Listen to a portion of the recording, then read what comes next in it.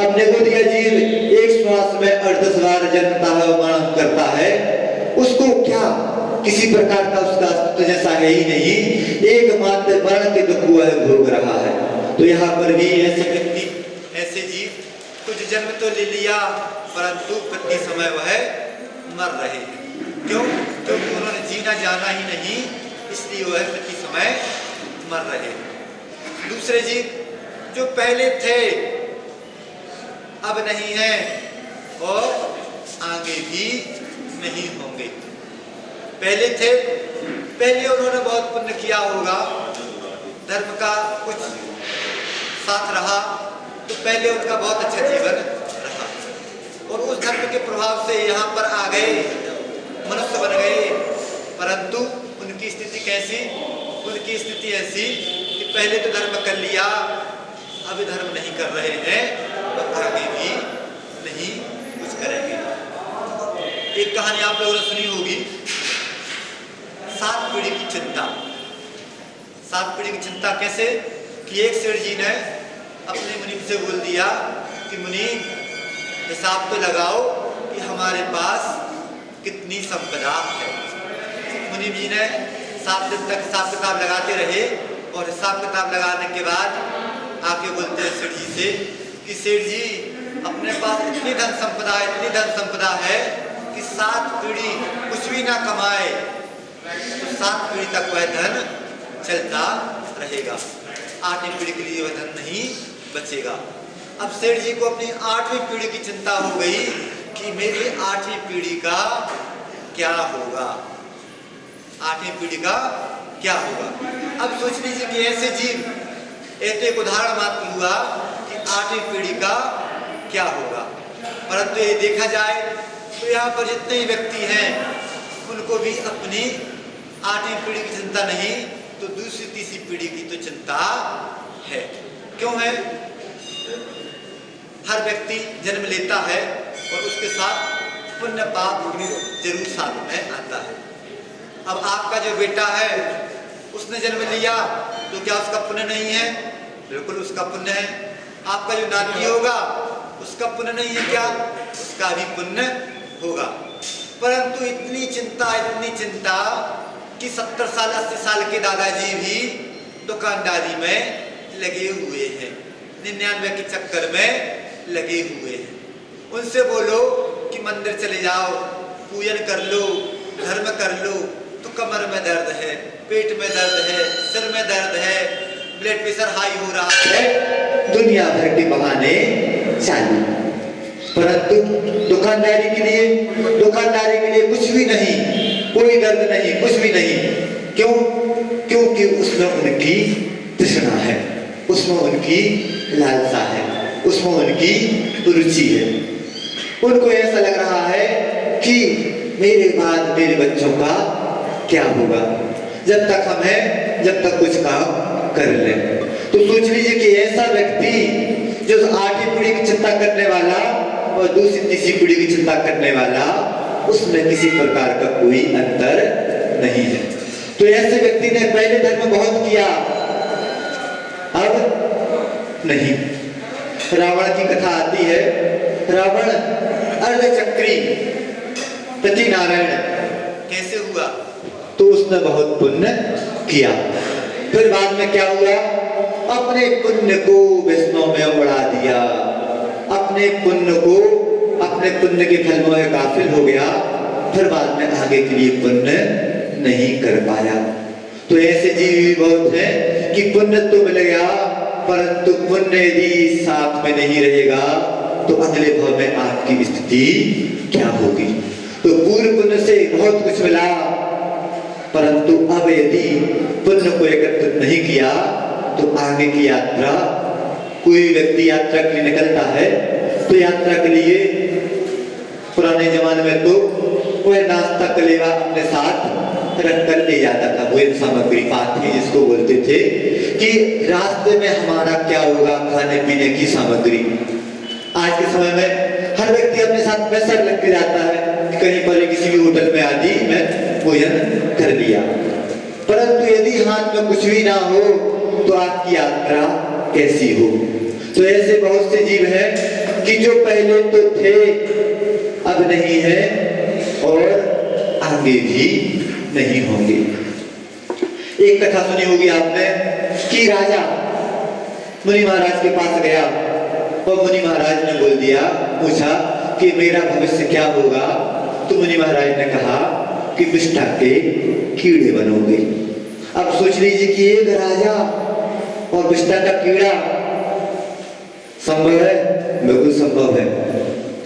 तो क्या हमारा पतन संभव नहीं है? आपका भी पतन संभव है। राजा ने कभी धर्म किया ही नहीं, अब विष्ठा का कीड़ा बनना है, चिंता हो गई। पुत्र से बोल दिया कि मुझे मार देना, परंतु वहां पर भी अपने आप को बचने का प्रयास कर रहा है। यदि कहा जाता है कि अंत भला सो सब भला, परंतु अंत भला कब होता है? कहा जाता है कि जो व्यक्ति प्रति समय धर्म में जीवन जीता है उसका अंत जरूर अच्छा होता है। यदि हमें अपना अंत सुधारना है तो अपने वर्तमान को भी सुधारना होगा। जो व्यक्ति अपने वर्तमान को सुधारता चला जाता है उस जीव का अंत भी बहुत अच्छा होता है, और जिसका अंत अच्छा होता है उसका प्रभाव भी बहुत अच्छा होता है।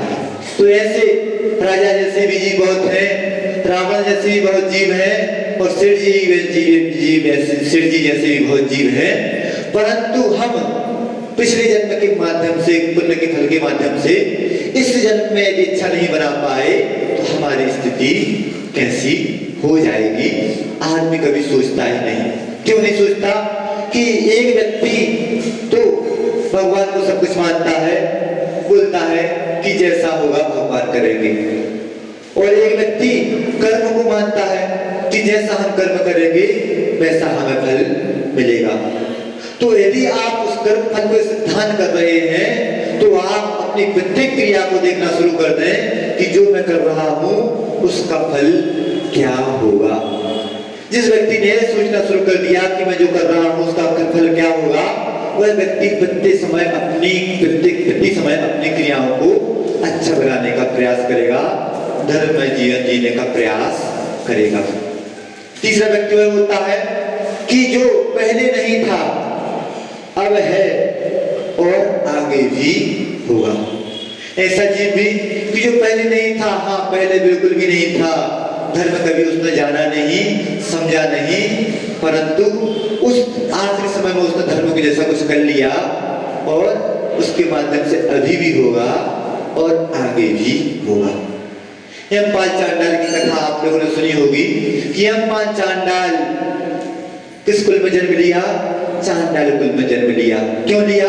क्योंकि पहले उसने कुछ धर्म किया ही नहीं था, इसलिए इस कुल विभव में यमपाल चांडाल बना। फिर क्या हुआ कि मुनि महाराज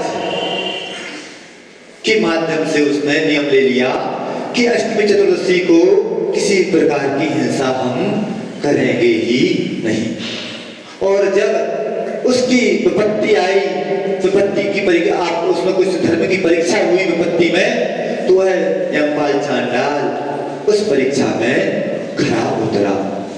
आप लोग छोटा सा नियम लेते हैं और वह कभी भी कुछ प्रकार के ऐसी प्रतिकूलता आती है, सबसे पहले जैनी का ही नियम टूटता है। हम लोग के पास आया थे, महाराज जी ऐसी ऐसी परिस्थिति में नियम टूट गया, इसका प्रायश्चित दे दीजिए।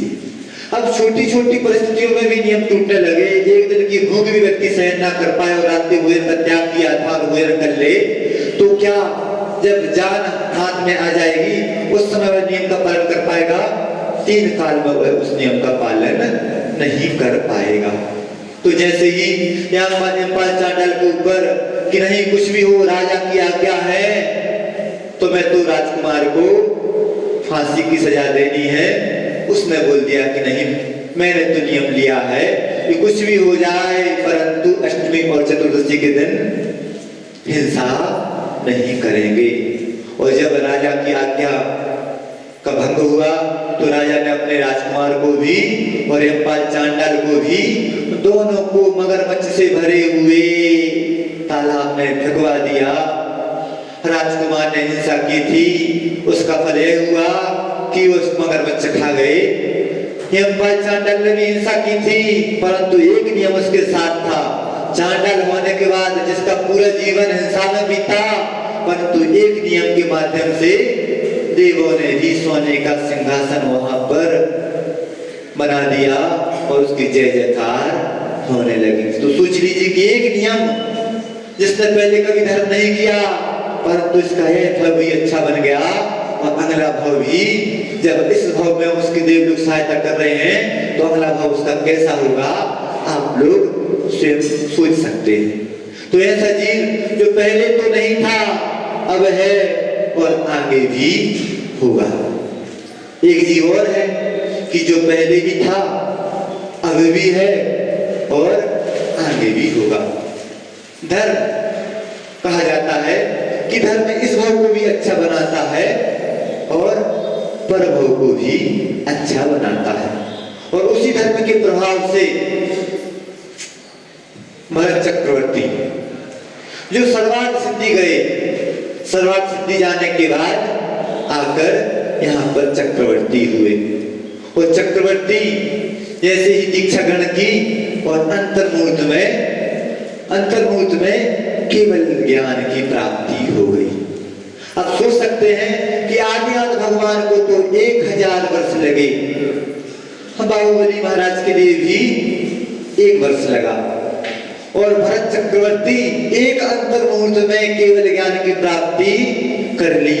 तो ऐसी क्या उनका जीवन का वैशिष्ट रहा होगा, कैसी उनकी साधना रही होगी कि चक्रवर्ती होने के बाद भी, 6 खंड के अधिपति होने के बाद भी, 96,000 रानियां होने के बाद भी उसमें वह लिप्त नहीं रहे।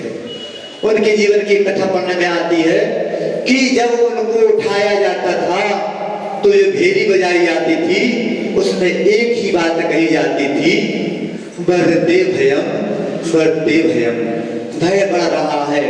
किसी व्यक्ति ने पूछ लिया कि महाराज आप तो चक्रवर्ती हैं, आपको भय बढ़ रहा है, तो कैसे, कौन सा भय बढ़ रहा है? तो भरत चक्रवर्ती ने जवाब दिया कि प्रत्येक समय मैं मौत के मुंह की ओर आगे बढ़ता चला जा रहा हूँ। किस समय हमारी मौत आ जाए, हमारा क्या होगा? मौत का भय बढ़ रहा है। और आज तो कोरोना काल में हर व्यक्ति जी रहा है। प्रत्येक समय टीवी खोली जाए तो उसमें कोरोना के मरीज इतने हो गए, इतने मर गए, पेपर आदि पढ़े जाए तो उसमें भी इतने हो गए, इतने मर गए। और अधिकांश व्यक्ति कोरोना से बचने के लिए प्रयास कर रहा है। क्यों कर रहा है? सामने दिख रहा है कि ऐसा ना हो कि कुछ ऐसी दुर्घटना घट जाए और मेरी क्या स्थिति बन जाए। तो हर व्यक्ति अपने जीवन को तो बचाना चाह रहा है, परंतु अपने जीवन को अच्छा बनाना नहीं चाह रहा। भरत चक्रवर्ती जब प्रत्येक समय मौत का भय सामने दिख रहा उनको, तो अपने जीवन को अच्छा बनाने का प्रयास कर रहे हैं। उनके बारे में कहा जाता है कि घर में रहकर बैरागी भरत चक्रवर्ती, घर में रहकर बैरागी भी क्या हो सकते हैं? तो हाँ, घर में रहकर भी बैरागी हो सकते हैं। जो व्यक्ति अपनी मौत को प्रत्येक समय सामने रखता है, वह व्यक्ति घर में रहकर भी बैरागी हो सकता है। आप लोग प्रत्येक समय देख रहे हैं कि मौत सामने झूल रही है, परंतु उसको आप अपने अनुभव में, दृष्टि सामने, अपने सामने नहीं ला रहे हैं। जब तक आप मृत्यु को अपने सामने नहीं रखेंगे, तब तक आपके द्वारा जो अच्छा काम होना चाहिए था, वह अच्छा काम हो भी नहीं पाएगा। तो सोच लें कि यदि हमें अच्छा काम करना है, भरत चक्रवर्ती ने पहले धर्म किया, सर्वार्थ सिद्धि गए, वहां पर भी निरंतर 12 भावनाओं को भाते रहे, चक्रवर्ती हुए, आदिनाथ के प्रथम पुत्र हुए। और यहाँ पर भी उन्होंने अच्छा काम किया, अपने धर्म जीवन को धर्ममय बनाया। तो यहाँ पर भी उनको अंतर्मुख में केवल ज्ञान की प्राप्ति हो गई। अब सोच लीजिए कि चक्रवर्ती हैं, 2 चक्रवर्ती नरक जा रहे हैं, कुछ चक्रवर्ती स्वर्ग जा रहे हैं और कुछ चक्रवर्ती मोक्ष की यात्रा हो रही है। तो नरक जाना हुआ तो किस कारण हुआ और मोक्ष जाना हुआ तो किस कारण हुआ? जिस व्यक्ति ने अपने जीवन में धर्म को स्थान दे दिया, उसका तो पहले भी था, अभी भी है और आगे भी रहेगा। और जिसने अपने जीवन में धर्म को स्थान नहीं दिया तो चक्रवर्ती जैसा हो गया और एक आम के लिए अपने पूरे धर्म को छोड़ दिया। क्या आदमी दुखी है तो किन माध्यम से, किस कारण से दुखी है? तो कहा जाता है कि आदमी यदि दुखी है तो पहला कारण है अज्ञान, दूसरा कारण है अभाव और तीसरा कारण है आसक्ति। अज्ञान, जिसको अज्ञान, इसका ज्ञान ही नहीं कि मैं यहां पर आया तो किस लिए आया, वो मुझे क्या करना, इसका ज्ञान ही नहीं, वह दुखी हो सकता है। एक व्यक्ति अभाव, हर प्रकार की वस्तु का अभाव है, शारीरिक स्वास्थ्य का अभाव है, मानसिक स्वस्थता नहीं है, धन पैसा नहीं है, निरोगी काया नहीं है, इस प्रकार के अभाव उसके जीवन में हो सकते हैं, होते हैं, उस कारण से दुखी है। परंतु यदि एक जैनी दुखी है तो किस कारण से दुखी है जैनी? तो एकमात्र आसक्ति के कारण जैनी दुखी है। आसक्ति में हमारा जीवन यदि जीते चले गए हम अपने जीवन को, तो हाथ में क्या आएगा, इसके बारे में सब कोई व्यक्ति सोच सकता है, परंतु जो किस प्रकार का ज्ञान ही नहीं रखता वो क्या सोचेगा? जो आसक्ति में जीवन जी रहा है, क्या वह सुखी हो सकता है? तो आसक्ति में जीवन जीने वाला व्यक्ति कभी सुखी हो ही नहीं सकता। तो बस बहुत दुर्लभता से हमें मनुष्य पर्याय मिली है। मनुष्य पर्याय दुर्लभता से मिलने के बाद और क्या दुर्लभ है? तो कहा गया कि धर्म का श्रवण भी बहुत दुर्लभ है। उसके बाद और क्या दुर्लभ है? तो उसके बाद कहा जाता है कि जो धर्म सुन लिया उसके प्रति श्रद्धा के भाव बहुत दुर्लभ है। और उसके बाद और दुर्लभ क्या है कि धर्म तो वह स्थान भी कर लिया, परंतु यदि आचरण नहीं किया तो वह बहुत और उत्तरोत्तर दुर्लभ होता चला जाता है। तो बस हर व्यक्ति जीवन जी रहा है, परंतु कैसे जीवन जीना है? यदि धर्म उसके जीवन में रहेगा तो 4 प्रकार के भेद बता दिए कि जो पहले नहीं था, अभी भी नहीं है, आगे भी नहीं होगा। दूसरे प्रकार का व्यक्ति जो पहले था, अभी भी है, पहले था अब नहीं है और आगे नहीं होगा। तीसरे प्रकार का व्यक्ति जो पहले नहीं था, अब है और आगे होगा। और चौथे प्रकार का व्यक्ति जो पहले भी था, अभी भी है और आगे भी होगा।